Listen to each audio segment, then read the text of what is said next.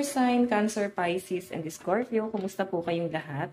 Okay, so water sign, maraming salamat po sa walang sawang pagsubaybay sa ating mga reading. And kung ikaw ay bago pa lang sa ating channel, mag-subscribe na po kayo and i-click mo na rin yung ating notification bell para lagi kang updated sa ating mga bagong upload. Okay, so ayan guys, sa mga interesado sa ating private reading, wishing candle, cord cutting, iwan ko na lang po yung link ng aking Facebook sa atin pong description box below. Okay? Water sign, tingnan natin kabay, kapalaran.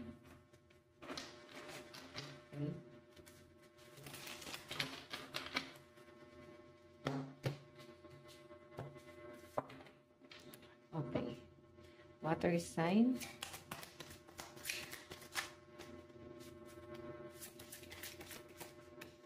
Meron tayong The Magician.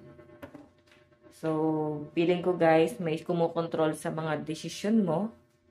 Nakikita ko rin sa mga water sign ngayon na parang hindi ka masyado makapag-isip, makapagplano. Kasi nga nakadepende yung desisyon mo sa taong tinitignan mo ngayon. Kumbaga, mas binabalyo mo yung desisyon niya. Parang feeling mo kasi siya yung may alam ng lahat. Parang feeling ng mga water sign dito parang yung gagawin mo is parang mali. Baka siya lang yung tama. Feeling ko masyado ka nang namamanipula nitong taong to. Okay? So, paano mo malalamang namamanipula ka na? Pagka siya na mismo yung nagde-decide para sa'yo. Okay? Pag siya na mismo yung nagsasabi ng mga ano dapat mong gawin, ganito yung dapat mong gawin, tapos ikaw nakikinig ka lang, para kang robot, minamanipula ka. Okay? Maka hindi ka aware. Ayan. Tignan pa natin.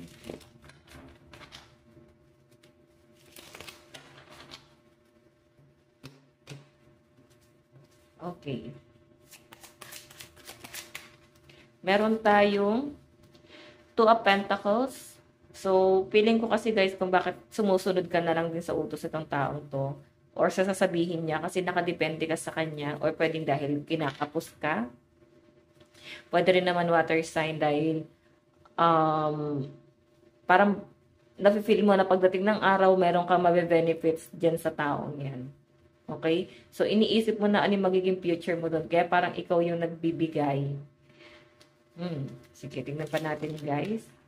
Ngayon kasi tignan mo ha, Two of Pentacles, may nakakita akong conflict about finances sa mga water sign. So, guys, kung kayo ay mag-i-invest, maglalabas ng pera pagdating sa business, sinasabi rito na aralin mong mabuti kasi ang pinapakita sa akin, Two of Pentacles, mataas yung chance na baka ikaw ay ma-scam or maloko. So, aralin mo mabuti. Baka kasi guys, ayan na nga yung mangyari. Maloko ka. Hindi ka aware. Mabilis kang mauto. Mabilis kang magtiwala. So, alam niyo naman guys, pag water sign, emotion kasi ang gumagana. So, huwag kayo guys basta-basta magtitiwala. Lalo na sa mga water sign. Karamihan kasi sa mga water sign yung parang dapitin naman loloko. Okay? So, may nabasa kasi akong comment, bakit daw madalas sa mga water sign, laging may third party, laging naloloko. Kasi nga guys, mas pinapagana nyo yung emosyon. Mas importante sa inyo yung nararamdaman nyo. So, kung saan ka mas kampante, or kung saan ka mas magbe-benefits, or sa pagdating ng araw is kung kanino ka, kung sino mas makakatulong sa inyo, pwedeng yun. Dumidepende ka doon kasi nga, ang mahalaga sa inyo is yung emosyon mo. So, kaya ko lagi guys sinasabi sa inyo na huwag ka magde-decide base sa emosyon. And lalo din tayo guys, alam niyo naman pagka masyadong emotional, medyo prank ka din. So, maging insensitive, maging sensitive din kayo guys sa mga bibitawan yung salita. Baka hindi kayo aware, masyado kang prangka, masyado kang masakit magsalita, tapos sa kanila nasasaktan na pala sila. Okay? So, tingnan pa natin guys.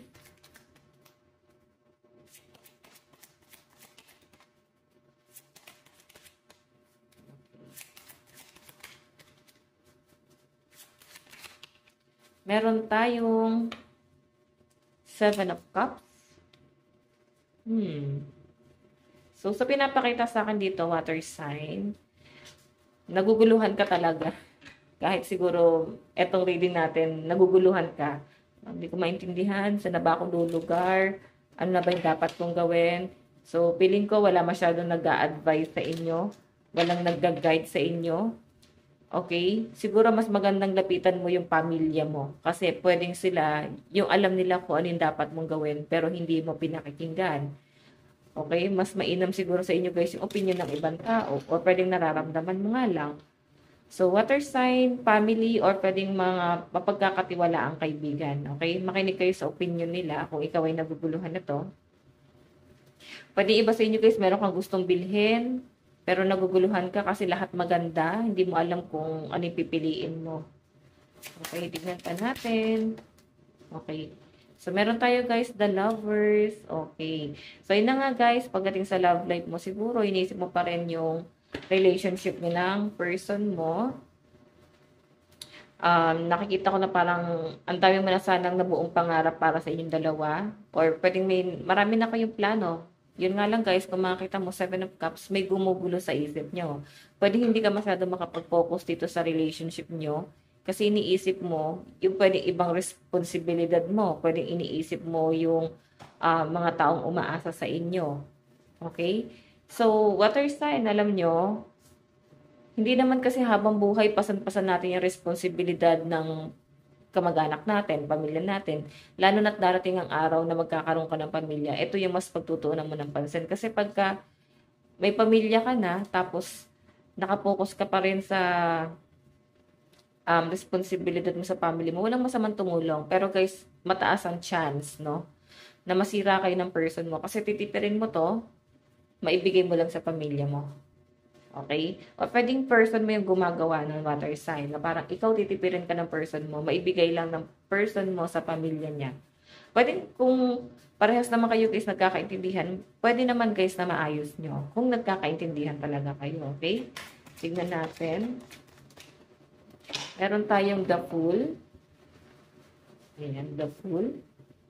So, pinapakita sa akin dito, water sign, new beginning din naman kasi to. Pwedeng iniisip mo na baka may chance pa, baka maayos pa. Pwedeng may mga naghahabol pa rin, no? Kung ganitong naghiwalay na kayo guys ng person mo kasi may ibang option na, pwedeng maraming gumulo sa isip mo, hindi ka masyado nag-focus or hindi masyado nag-focus yung person mo sa relationship yung dalawa, na-distract. So, feeling ko kasi guys, ito the Fool, parang gusto pa rin na parang, baka pwede pang maayos. Parang ganon. Okay, new beginning kasi to eh. Yun nga lang guys, parang yun nga, naghahabol, kung hindi naman ginagawa, pero pwedeng natatempt na maghabol.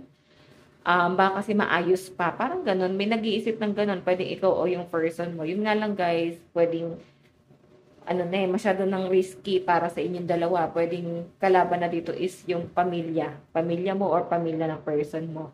Kumbaga nasira na both sides. No, mahirapan na kayong i-work out pa kahit na gustuhin nyo pa. So, tingnan natin guys, ano tong The Magician. Meron tayong Death, new beginnings, transformation, and powerful movement. So, ayan. Death. Ngayon kasi guys na nakikita ko, magtitiwala ka ulit. Sa pangalawang pagkakataon, kahit na parang, ang dami na niyang ginawang kasinungalingan. Pwedeng person mo to, parang pagkakatiwalaan mo ulit kahit na parang niloko ka niya, pinaikot ka niya. Hindi mo rin naman masabing ginamit ka kasi wala ka rin naman sigurong nailabas or pwedeng si person mo, hindi rin naman niya masabing ginamit mo siya kasi wala namang ganon. Feeling ko kasi guys, hindi naman tungkol to sa nailabas na pera or kung naggamitan ba. Feeling ko minahal naman talaga kasi nandito yung the lovers tapos the Fool. Nagkaroon talaga ng plano. 7 of Cups. Ang daming na plano. Ang problema kasi dito guys, pwede ang nagputol is yung 2 of Pentacles.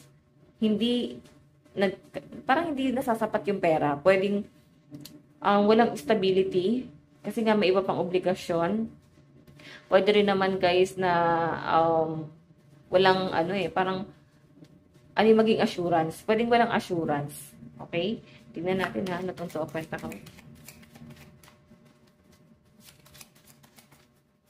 Oops.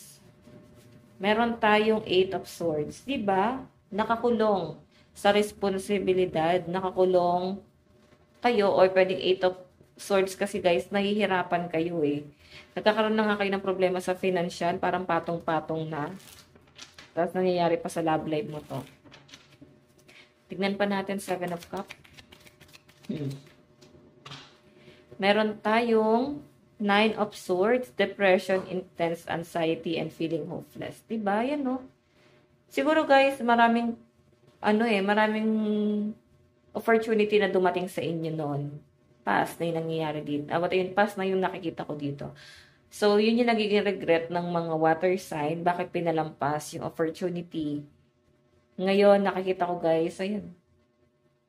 Feeling hopeless. Nawawalan kayo ng pag-asa. Okay?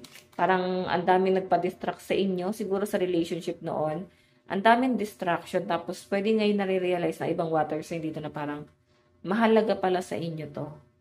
Malaking ambag pala talaga siya sa inyo. Lalo na sa kung paano mo patatakbuhin yung mga bagay-bagay. Like, kung paano ka magdidesisyon ng maayos. Okay? Tignan natin na itong The Lovers. Pwede naman yung iba sa inyo, may nililigawan ka na ba? Or may manliligaw ka na ba? Marami kang ina-entertain. 7 of Cups. The Fool. Kasi pwede yung iba sa inyo moving forward na rin. Ay na masyadong mas stuck. Kaya iba sa inyo nag-entertain na kayo. Okay? The Lovers.